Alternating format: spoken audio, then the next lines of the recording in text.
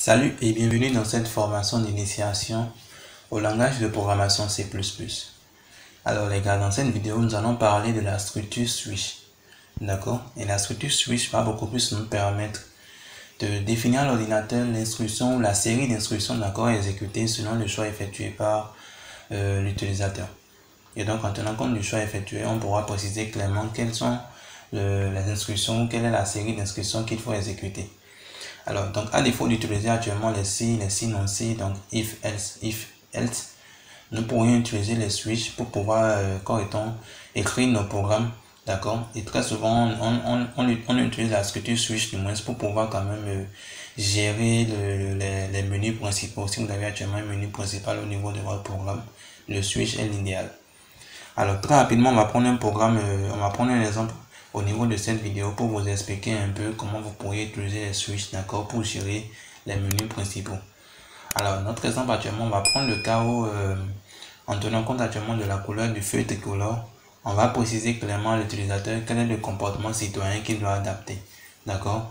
Et donc, si le feu est au vert, si le feu est à l'orange ou si le feu est au rouge, on dira à l'utilisateur clairement quel est le comportement citoyen adopté. Est-ce qu'il peut rouler, est-ce qu'il doit ralentir ou est-ce qu'il doit s'arrêter.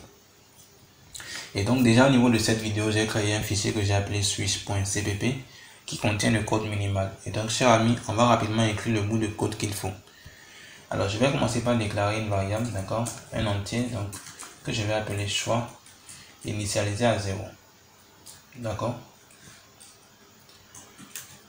Alors très bien, alors on va commencer par définir notre menu principal. Donc je fais un cout rapide. J'écris menu principal tout simplement. Donc menu principal. Je vais marquer la fin de l'année. Voilà, et donc on va définir le contenu de notre menu. Et on va dire par exemple entrée de chiffre de points.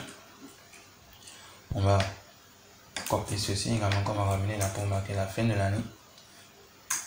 Et donc on a un cout. Donc on va dire à l'utilisateur qui peut entrer le chiffre 1. D'accord, entrer le chiffre 1 pour le feu. D'accord, tricolore est au vert, tout simplement. Et on va faire très simple. Donc on va marquer encore la fin de l'année. Et donc on va copier toute cette ligne. Donc on va dire à la personne entrer le chiffre 1, d'accord, pour le feu tricolore au vert. Donc ensuite on va dire entrer le chiffre 2 pour le feu tricolore est à l'orange ou est en orange, pourquoi pas. D'accord, donc est en orange. Et ensuite on va entrer 3 pour le feu tricolore est au rouge. Très bien. Et donc on va maintenant récupérer le choix de la personne, d'accord. Donc on va d'abord lui dire avec un cout votre choix s'il vous plaît, d'accord, un 2 points bien sûr, voilà. Et là on marque la fin. On récupère maintenant avec CI dans la variable choix le choix de la personne. Et donc là on vient de définir actuellement le menu principal. Et nous avons récupéré également au niveau de la variable choix, d'accord, votre choix par S c'est plutôt is. D'accord, donc on vient de récupérer actuellement au niveau de la variable choix le choix que la personne aurait fait. Et donc on lui a dit d'entrer le chiffre 1, d'accord, si le feu tricolore est au vert, d'entrer le chiffre 2 si le feu tricolore est en orange, et le chiffre 3 si le feu tricolore est au rouge. Alors on va procéder maintenant à la définition des instructions exécutées par l'ordinateur. Et donc j'appelle actuellement switch. D'accord, switch. Oups. Et voilà. Et je lui passe actuellement choix. Et donc on va maintenant définir. Et donc selon maintenant chaque cas, donc on va prendre d'abord le cas 1, donc case 1. Voilà. Et donc au niveau du cas 1, ça veut dire que la personne a fait le choix ou le fait tricolore au vert. Et donc on va lui afficher rapidement quel est le comportement citoyen qu'il doit adopter. Donc on va faire un cout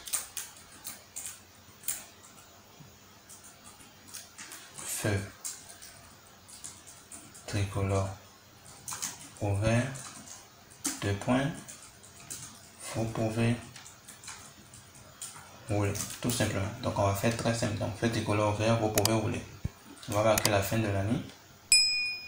D'accord, je vais rapidement prendre ceci pour marquer la fin de la ligne. Voilà. Et là, on va préciser maintenant à l'ordinateur que si ce cas est exécuté, c'est qu'il faut sortir actuellement de la structure. Et là, on passe maintenant au second cas. Donc, on prend actuellement le cas 2, donc case 2.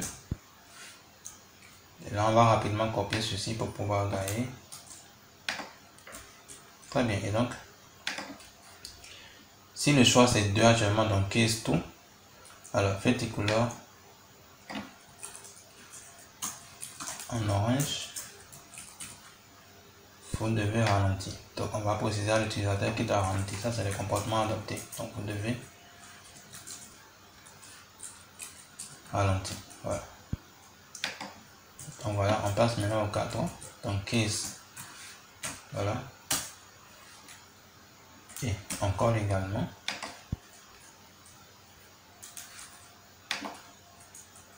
Voilà. Donc fait tricolore au rouge.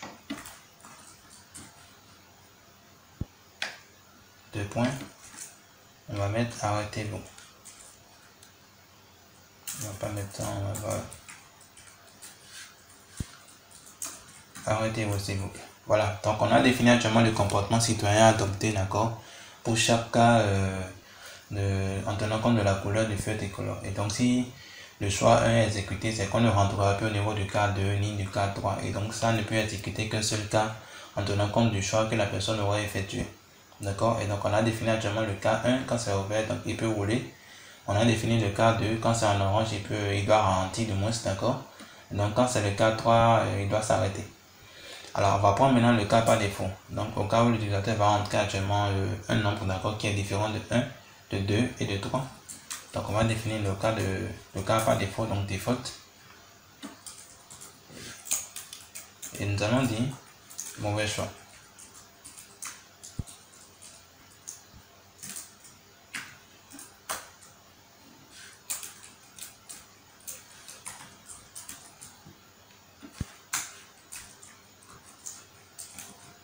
Voilà, et donc on vient de définir jamais beaucoup plus les différents cas qu'on peut avoir. Donc si l'utilisateur a entré un choix qui est différent actuellement de 1, de 2, de 3, il aura à l'écran mauvais choix. Et donc chers amis, voici avec la structure switch, on vient de définir actuellement clairement quelle est l'instruction d'accord que l'ordinateur doit exécuter selon le choix que la personne aura effectué au niveau du menu principal. Alors on va rapidement tester le programme. Donc on lance le programme. D'accord, et donc ça nous met menu principal, entrée le chiffre 1. 1 pour le feu tricolore est au vert, 2 pour le feu tricolore est en orange, 3 pour le feu tricolore est au rouge. Votre choix s'il vous plaît.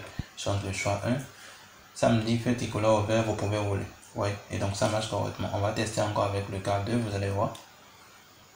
Donc je teste, je prends 2. Feu tricolore en orange, vous devez ralentir. Très bien, je prends encore le cas 3. Le cas 3 c'est quand on est en rouge bien sûr. Et donc ça dit feu tricolore rouge, voilà, arrêtez-vous s'il vous plaît. Et donc je prends par exemple un nombre différent de 1, de 2, de 3. Tiens, 0 par exemple. Voilà, mauvais choix. Et donc comme vous venez de remarquer, à défaut d'utiliser actuellement le if, else, if et else, voyez, on est en mesure de pouvoir définir avec la structure switch d'IA beaucoup plus l'instruction ou la série d'instructions que l'ordinateur doit exécuter, d'accord, en tenant compte du choix que l'utilisateur aura effectué. Et donc c'est vraiment très important d'accord pour vous de maîtriser également cette structure, car vous pourriez vraiment l'utiliser, surtout quand vous avez des programmes, d'accord, où vous allez écrire des menus principaux ou des menus secondaires et tout. Alors chers amis, c'est tout pour cette vidéo, d'accord. Dans la prochaine vidéo, nous allons faire actuellement notre 3e challenge, d'accord, où nous allons réaliser une mini calculatrice. Et donc les gars, on va se dire à très bientôt.